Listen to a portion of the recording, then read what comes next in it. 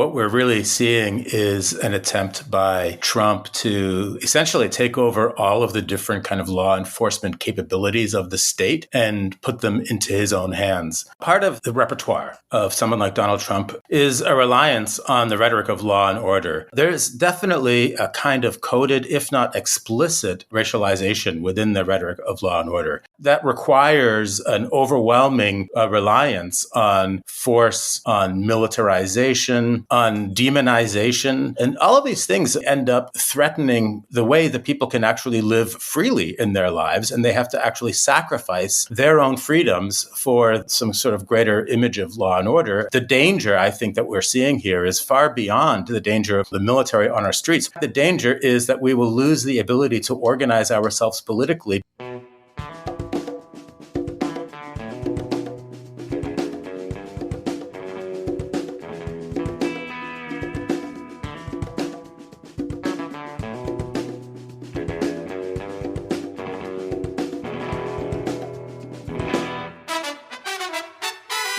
Welcome to episode 260 of the Refuse Fascism podcast, a podcast brought to you by volunteers with Refuse Fascism. This is Sam Goldman, one of those volunteers and host of the show. Refuse Fascism works to unite all who can be united to join in mass nonviolent protests and resistance in the streets and throughout society, growing to include millions and refusing to stop until we create such a profound political crisis that Trump cannot impose his fascist program or even maintain his hold on power. Much thanks to our patrons, everyone who rates, reviews, shares the show, and reps our merch. Every bit helps connect more people with Refuse Fascism. So after today's episode, please go bring this show to others, share it, review it, rate it, get a shirt, get some stickers if you haven't already. Thanks in advance for your support. Today, we're sharing an interview with Mustafa Bayoumi to discuss Trump's fascist takeover of DC straight out of the fascist playbook: eliminate local control, centralize force, unleash repression, and normalize terror. But first, here are just some of the ways the Trump regime has accelerated fascism this week, and we know it is not comprehensive.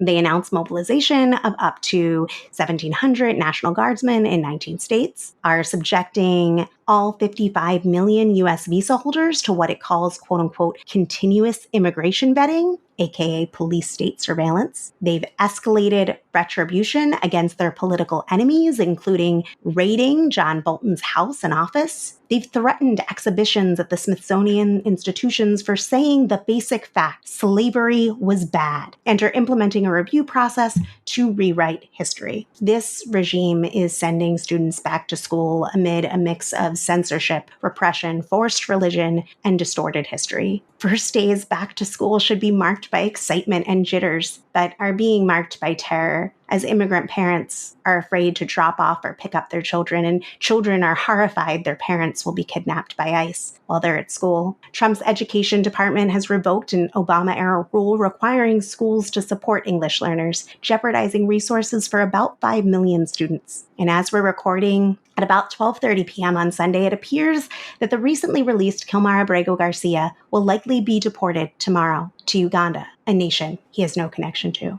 Fascism is not a looming threat. It's here. It's now. It cannot be lived with. It must be defeated. The whole Trump fascist regime must be driven from power. So what do? Listen up to Sansara Taylor, a leader of Refuse Fascism and a host of the RNL Revolution Nothing Less show, speaking about our plans for November 5th.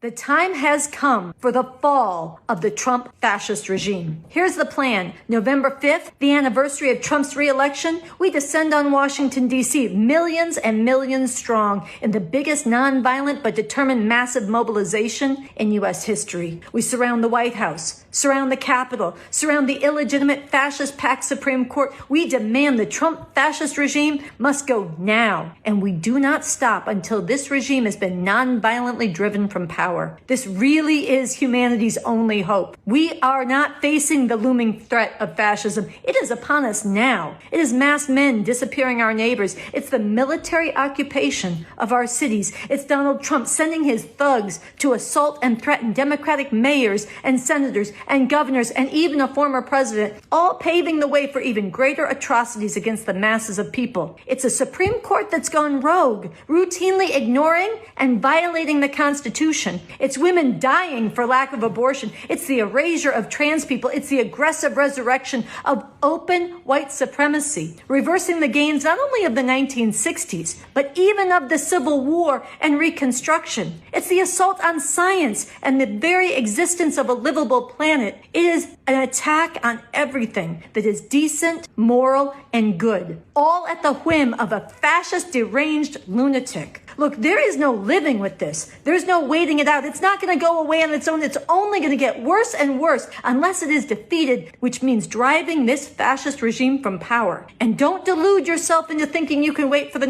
next elections. It's way too late, and Trump is already stealing the next elections now. This one's on us. We've got to rise up. We've got to organize our neighbors, our friends, our coworkers, our peers. It has to start now. There is not a second to waste. This is an all-hands-on-deck emergency. And don't tell yourself it can't be done. History is filled with examples where people had right on their side and they fought against tremendous odds and were victorious. It is also filled with examples where people sat back and passively hoped to wait it out, only to be swallowed by a nightmare beyond what they ever imagined. The future is unwritten. Which one we get is up to us. Join Sansara and myself this Thursday, August 28th at 8 p.m. Eastern for an organizing webinar. Join Refuse Fascism, hear the plan to flood DC in nonviolent protests starting November 5th, not stopping until the regime is removed from power, and learn how you can be a part of making this a major question. Are you going to DC to drive out Trump? You need to be in the room with us on Thursday to get involved to make November 5th what it needs to be. Whether you think these plans sound crazy and impossible or necessary and imminently possible, everyone who fears for the future and does not want a fascist America, all of the decent, justice-loving people, you need to be part of this organizing webinar. That's you. That's happening. So register for this Thursday at 8 p.m. The webinar registration link is in the show notes. See you then.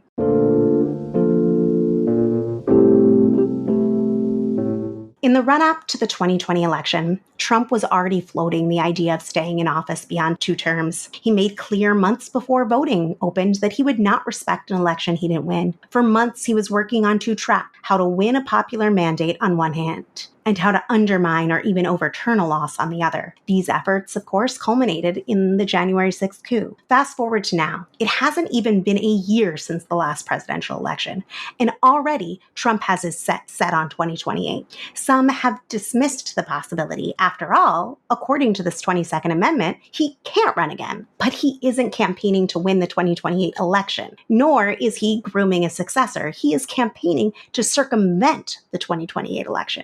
At CPAC back in March, barely 2 months into his second term, Trump 2028 merch was being distributed and loyalists were talking up ways to keep him in. This week, we're seeing more of the strategy from Trump himself. Sitting in the Oval Office, surrounded by foreign heads of state, he raised the idea of canceling the 2028 election if the U.S. were at war, saying, quote, "If we happen to be at war with somebody, no more elections. That's good," end quote. And he is openly meddling in the 2026 midterms, both as a rehearsal for his intentions in 2028 and in order to consolidate his base of power in Congress. In 2020, his efforts were stymied in large part by state elections officials, whom the Constitution grants authority to conduct elections. In the 2024 elections, we saw Trump loyalists, election officials, openly attempt to undermine the election. In an unhinged rant on Truth Social, aren't they all unhinged rants? But anyway, in an unhinged rant on Truth Social, Trump said he plans to sign an executive order to ban mail-in voting and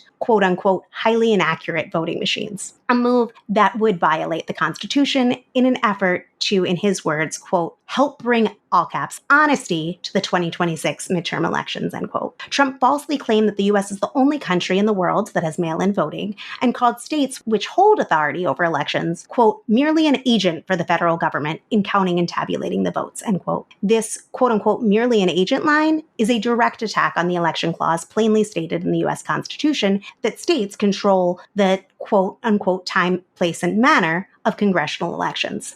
The Constitution further declares that the federal body with power to set election standards, which the states must follow, is in fact Congress, not the president. To these same ends, a few weeks ago, Trump directly demanded that red state governments take gerrymandering to a whole new level to stack the House of Representatives with his loyalists. In response, Texas redrew their districting map in order to potentially turn 5 seats from Democrat to Republican. This new map has now passed the state Senate and is on its way to Governor Abbott's desk. In order to prevent this from going through, Democratic state representatives fled the state as a maneuver to deny the Republicans a quorum, preventing any new legislation from passing. Trump and the Texas Republicans retaliated, sending the FBI to search for them, and after the return, mandating their consent to 24-hour surveillance. One rep, Nicole Collier, refused to consent to this condition and was forced to spend days leading up to the vote locked in the chamber of the state capitol building. After 2 weeks, they came back, only with the beginning of efforts in Democratic-governed states, most notably California, to redraw their own districts as a counterweight.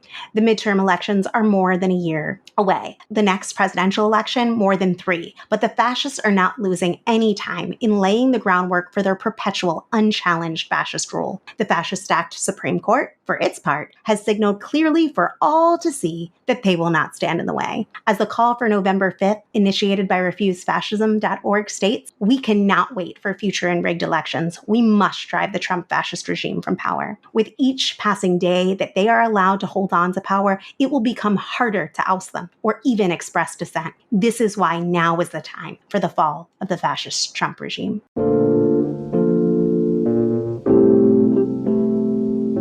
We had to share some inspiration with you, inspiration from people refusing to comply with fascism, bravely engaging in resistance, the kind of action that needs to spread like wildfire, joined with the demand that Trump must go now, all building momentum to flood DC on November 5th and not stop until we drive the Trump regime from power.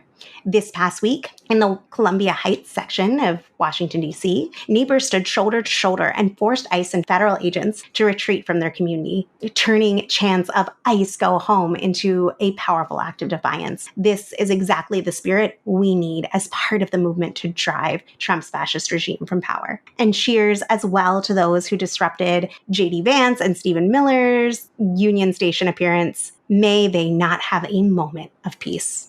Earlier this summer, the Justice Department asked nearly 24 hospitals around the country to provide extensive personal information about minors who have received gender-affirming care. As Jennifer L. Levi, the Senior Director of Transgender and Queer Rights at GLAAD Law, stated, quote, it's specifically and strategically designed to intimidate healthcare providers and healthcare institutions into abandoning their patients, end quote. A subpoena sent to the Children's Hospital of Philadelphia, which was made public this past Monday as part of a legal filing attempting to block the investigations, showed that it requested the names, birth dates, social security numbers, addresses, and parent-guardian information of all patients who were prescribed puberty blockers or hormone therapy. And we just want to give a cheers to CHOP for fighting this in the court and not complying with this fascist edict. Much more defiance and mass noncompliance is needed. White House Communications Director Stephen Chang labeled musician Jack White a quote unquote washed up has-been loser after Jack White criticized the Oval Office remodel on his Instagram. White responded with a scathing multi-page statement on Instagram in which he calls Trump out for, quote unquote, his blatant fascist manipulation of government, quote unquote, his Gestapo ICE tactics, and, quote, masquerading as a human, end quote. We're linking his Instagram post in the show notes because you got to read the whole thing, but I want to share part of his caption. Quote, I was raised to believe that we defeated fascism in World War II and that we would never allow it again in the world. I don't always state publicly my political opinions, and like anyone, I don't always know all the facts. But when it comes to this man and this administration, I'm not going to be like one of the silent minority of 1930s Germany. This man is a danger to not just America, but the entire world. And that's not an exaggeration. He's dismantling democracy and endangering the planet on a daily basis. And we all know it, end quote.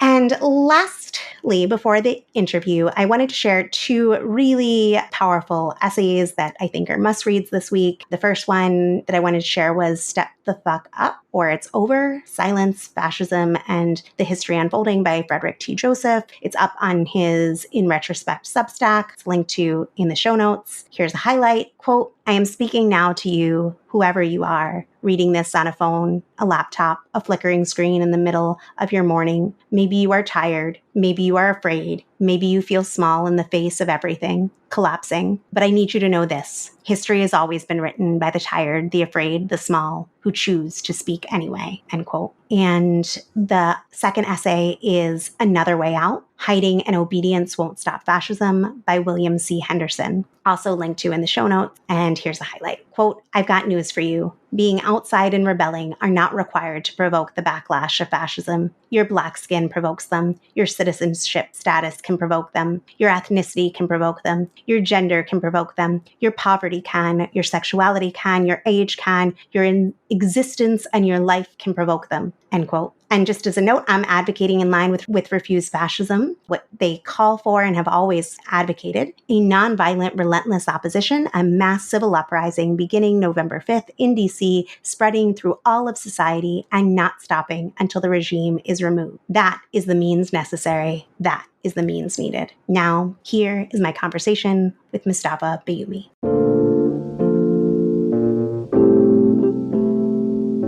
Today, I am so happy to welcome on Mustafa Bayoumi, whose Guardian editorial, Trump's Washington, D.C. Takeover, is straight out of a fascist playbook that was published August 13th, rings more urgent than ever. Bayoumi lays bare the fascist mechanics behind the administration's federalization of DC police, dissecting the parallels between federalizing DC police and authoritarian tactics, illustrating how manufactured fear, mobilizing passion, and the assault on truth serves as tools to consolidate fascist power. Mustafa is a professor of English at Brooklyn College and the author of award-winning books, How Does It Feel to Be a Problem Being Young and Arab in America, and This Muslim American Life, Dispatches from the War on Terror. Welcome, Mustafa. Thanks for joining us.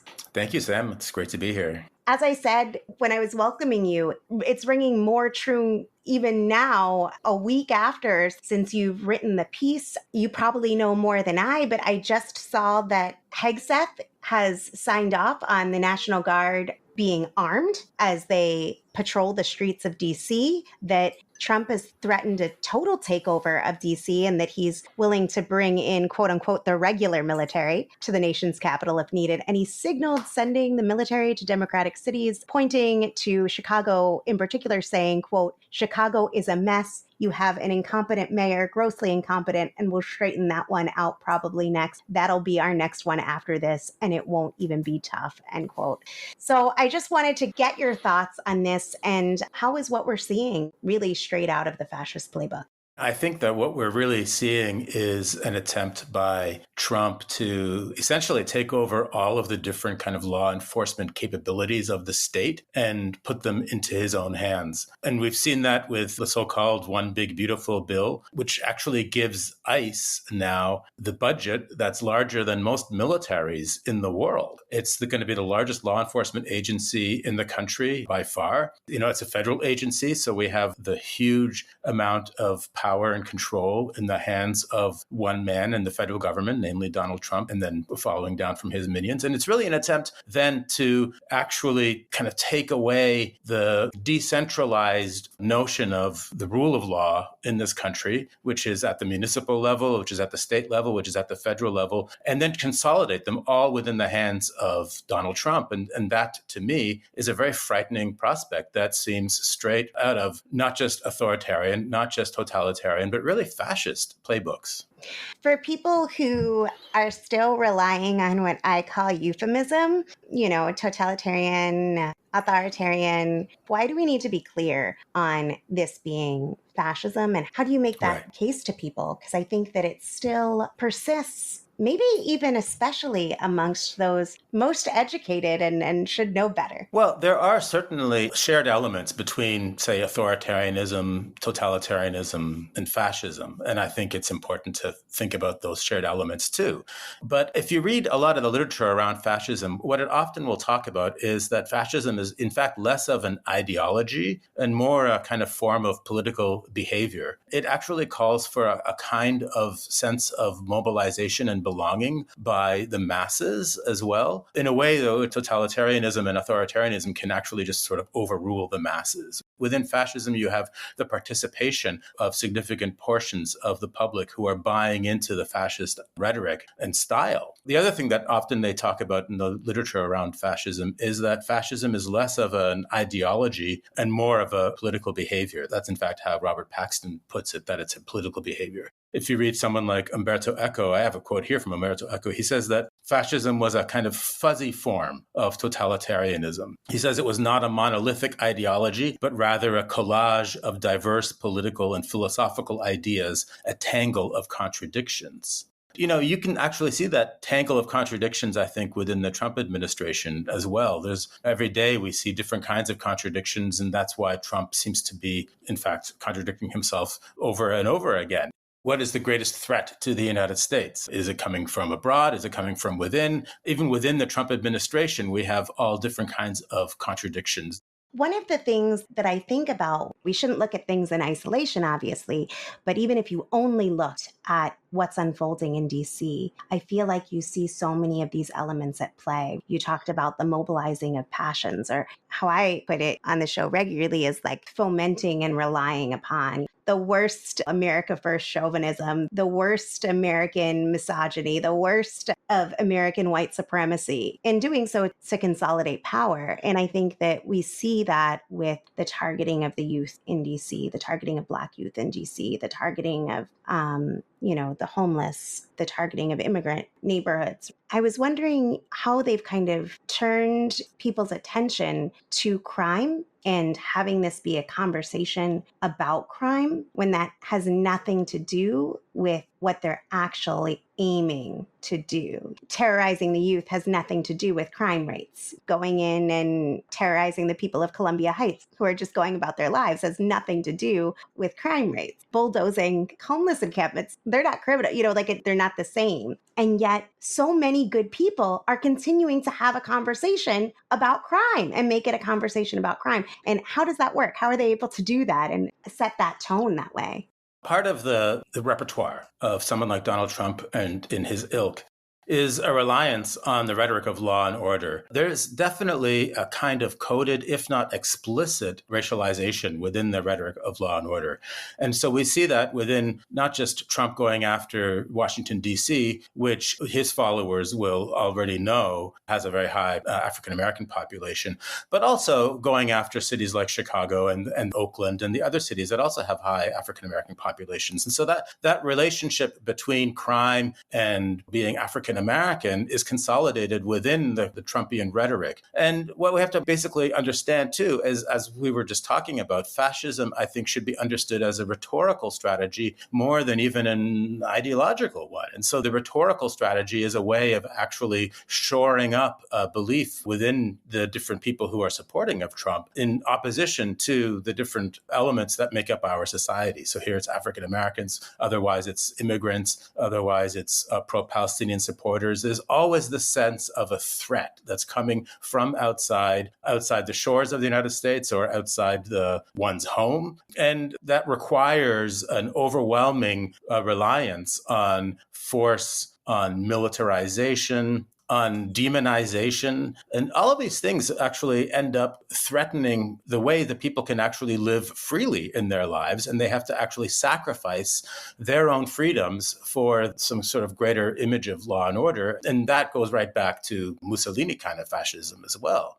So I think that what we're seeing here is not just a reliance on the rhetoric of law and order, but even a reliance on the rhetoric of law and order at the expense of the truth. Because actually, if you look at it, the crime rates across the country are actually falling precipitously. They did edge up during the COVID era, but since then, they've actually fallen quite significantly, especially in those cities that Trump is calling out as being crime-ridden cities. So it's actually just entirely not true. So at the same time that there's a desire to support this idea of law and order because it enables the notion of sacrifice and militarization to the society, at the same time, there's actually also an attack on the very notion of what truth is. And, I really think that what's going on here is less that we should be arguing over whether Trump's lies are lies of degree. Is he mostly true? Is he not true? We have to understand that what he's really trying to do is actually evacuate the whole notion of truth itself. And that's another reason why Trump constantly contradicts himself from one day to the next and then just appears like he didn't even say something the day before.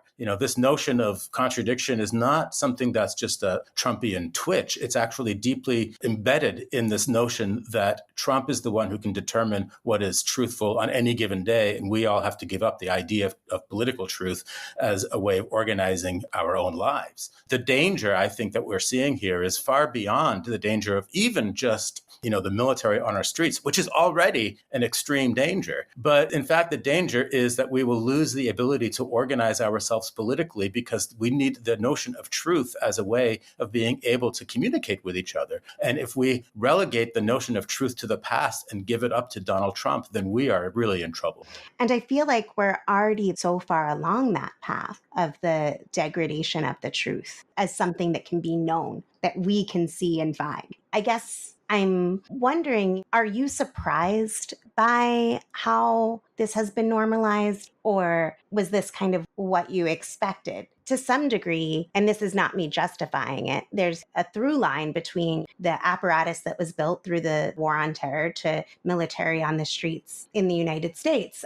But to me, it's still like surprising that people are just like going to work, drinking their coffee. Everything's still normal, even while it's completely not normal, not within the realm of usual functioning. I just wanted to get your thoughts on that. Like, as somebody who's been thinking and writing about these things, like, are you surprised by the normalization?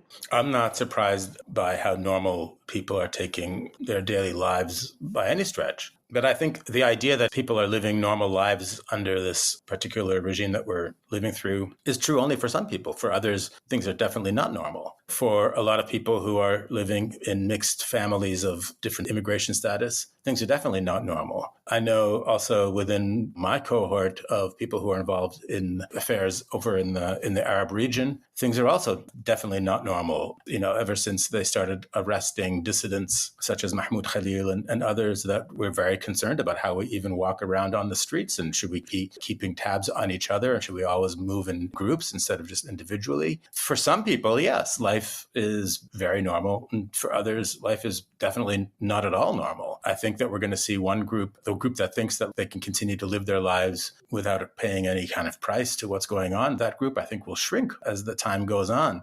I think what we're going to see, too, is a great amount of extreme theft by this government of wealth that belongs to the people. And we're already seeing that. And that's going to lead to great economic distress within the country. I think it's not unfeasible to think that we're going to be heading towards a recession or worse when the tariffs kick in and when the various economic policies that seem very short-sighted and seem very much geared towards the transfer of wealth towards an elite class in this country. And that's when, out of the fascist playbook, what's going to happen is that all of that blame will then just get re-articulated downwards again, and it's going to be put on the immigrants, put on the different marginal groups in society. And that kind of resentment, I think, is something that has a great amount of currency, unfortunately, in American society. The birth of this fascist movement that we're seeing here today, it didn't come out of nowhere. Part of it did come out of the war on terror, for sure. Part of it, we see the way ways in which the war on terror has its own kind of blowback and its own return to the country. We see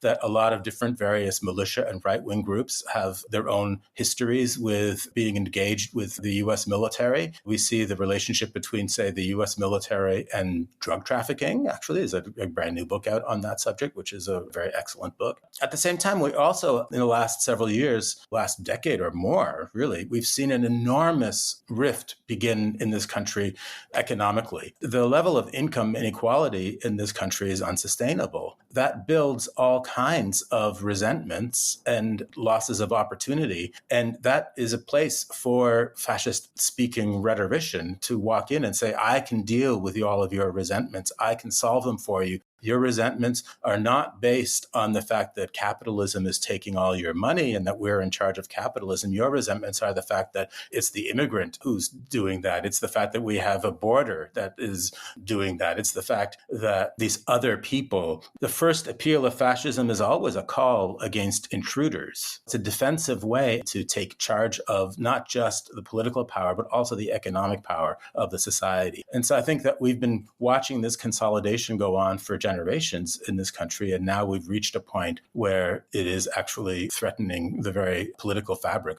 I think that that's a really essential point. I think we've gone from it's looming, the cloud getting closer and closer, to it hovering and being here.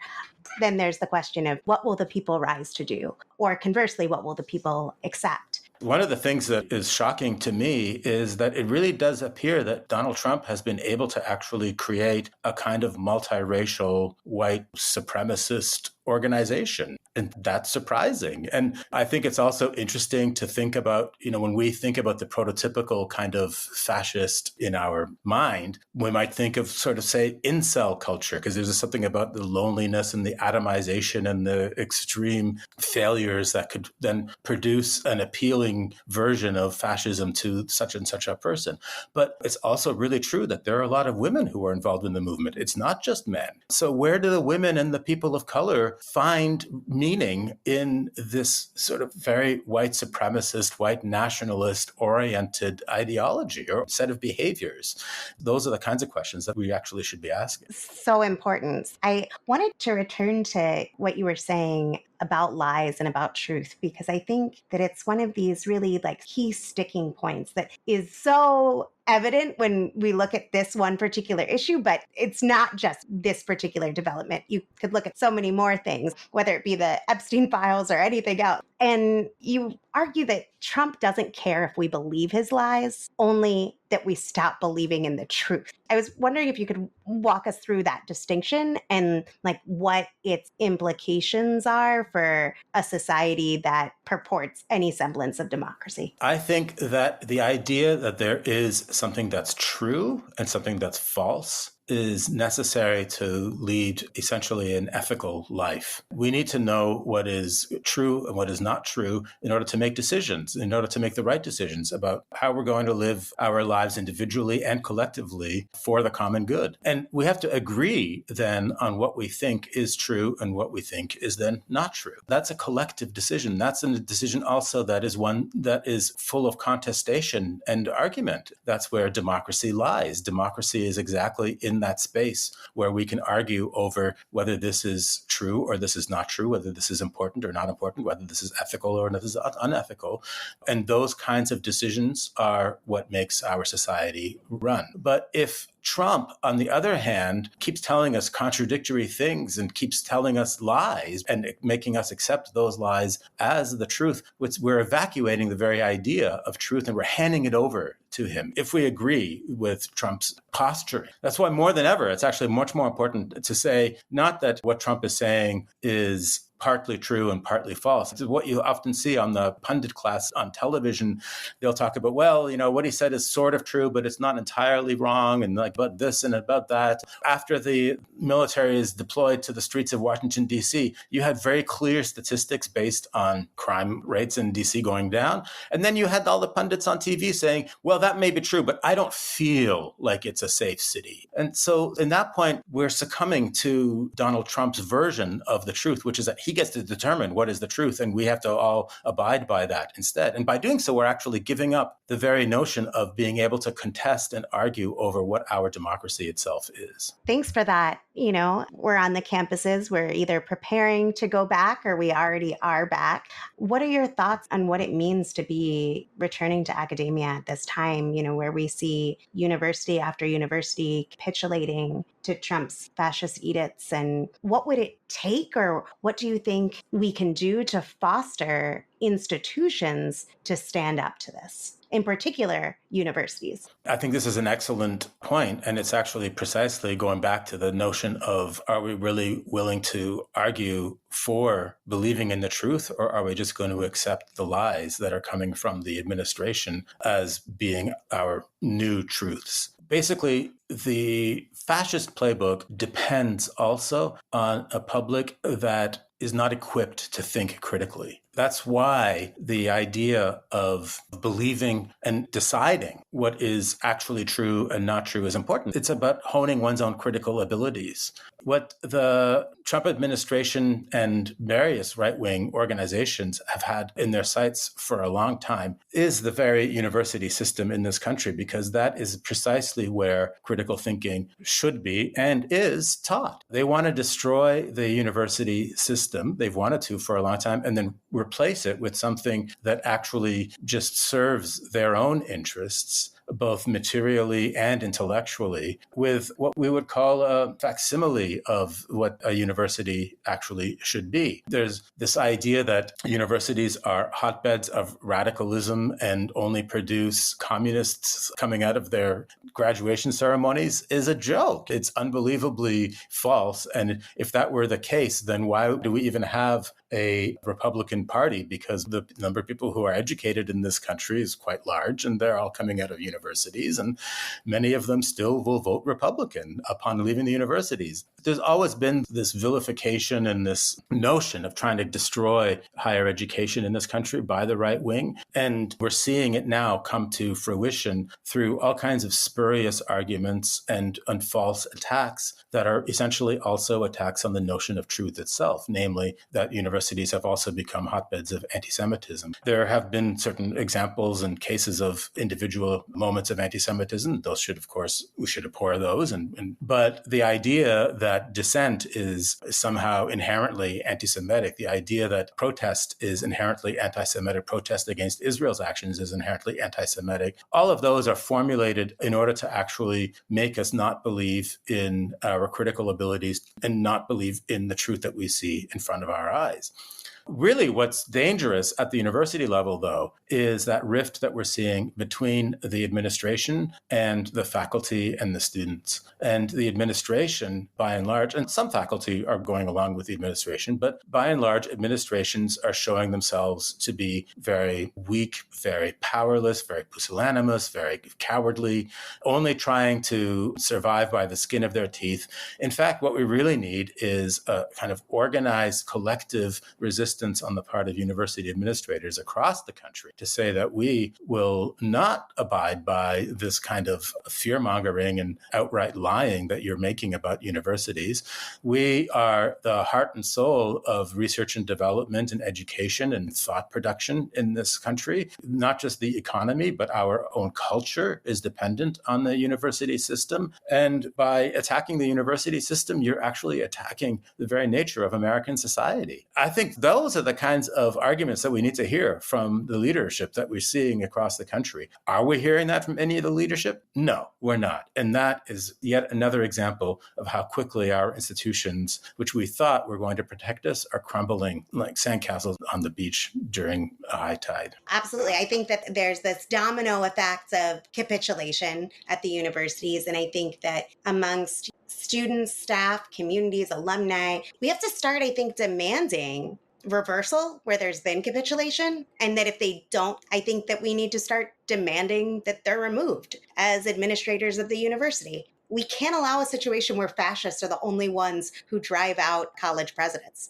I think that that's preposterous that we just allow that. Yeah, I agree. I think it's also true that, what we're seeing is that the people who are running universities have very little knowledge about what a university itself is. They're mostly the managerial class. They're mostly trustees who are part of the capitalist elite, or they're lawyers or what have you. They don't understand what the nature of an educational institution itself is. And again, this is a huge part of the problem. And this is a problem that's been years in the making and has also come to fruition at this very moment. I do think that it's very important that we historicize our moments, that we don't exceptionalize Donald Trump and see that Trump is the only reason why we've now come to this grave time in the country where so much of our collective existence is a threat. In fact, we've been leading in this direction for many, many years. I remember many, many years ago when I was a teenager, I grew up in Canada, reading Kurt Vonnegut books. I remember as a teenager reading Kurt Vonnegut saying, well, what do you expect from a country that believes that its president is also its commander-in-chief? I mean, there's a way in which the very nature of American society consolidates wealth, consolidates power, is built on history and legacy of racial formation and exclusion, is built on imperial plunder. All of these things is built on the genocide of the indigenous population. All of that will eventually and has eventually led in certain directions at different moments in our history. Donald Trump is occupying that position right now. I think it's very important that we don't see him as being larger than he is. He is, in some senses, a consequence of our own American history. There's some strength in being able to see that, because if that is the case, then we can also produce alternate histories and alternate formations, and we don't have to just accept that Trump is the figure that he believes himself to be. I want to thank you, Mustafa, so much for coming on and sharing your insights, your perspective, your expertise, and of course, your time. I wanted to ask if there was any place that you wanted to direct people to go who wanted to see more of your work or learn more. You're featured regularly on The Guardian. I don't know if you want me to link to that page or if there's your website that you want to link to. Where should people go? I suppose my website is probably the best place to go. That's www.mustafabayoumi.com. Thank you so much. Anytime. Thank you, Sam.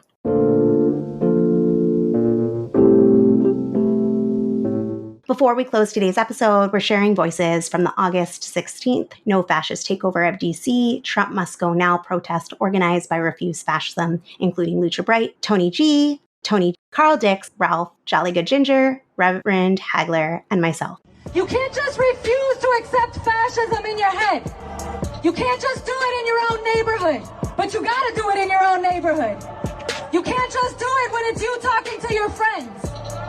When the fascists come in with troops, and they come in with federal agents, and they come in setting up checkpoints after they've already been rounding people up and putting them in detention camps, you refuse fascism by coming into the streets in your numbers together as a force determined to drive the regime from power. Every day is a wound to our community. Every day is a call to action for all of us. I think that for a lot of us who are not accustomed to political turmoil, we look at political activists and we think of them as something that you just intrinsically are. But a political activist, a protester, is something that you choose to be. This system has always had, at least for my lifetime, and I've been around for a while, an approach to black people of pinning them in, locking them up, and even killing them all. What Trump is saying is, I'm going to accelerate and intensify that shit. I'm going to take the slow genocide that you were getting black people, and I'm going to make it a fast genocide. And we got to say what we going to do about that. It is everybody's fight when this kind of hell is being brought down. Like she said, I worked in the military, in the federal government, but not for this shit. I've seen a lot through the years, but I've never seen shit like this. And I'm glad that as far as I can see, I see people. God bless you. I look out here today, I see a lot of people who could have stayed at home, but you stand here. I look across America at all the different protests, and I see those who stand in front of fascists and say, hell no. I also see those who wear their fucking mask and kidnap people off the street. I also see those in the White House who are directing this fascist takeover of our country. And where they stand tells me everything I need to know. If we're going to drive out this administration, we'd better find ways to put our differences on the side and come together. The time is now.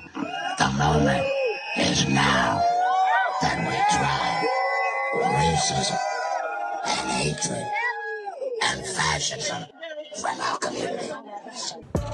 The time has come for the fall of the Trump Fascist Regime.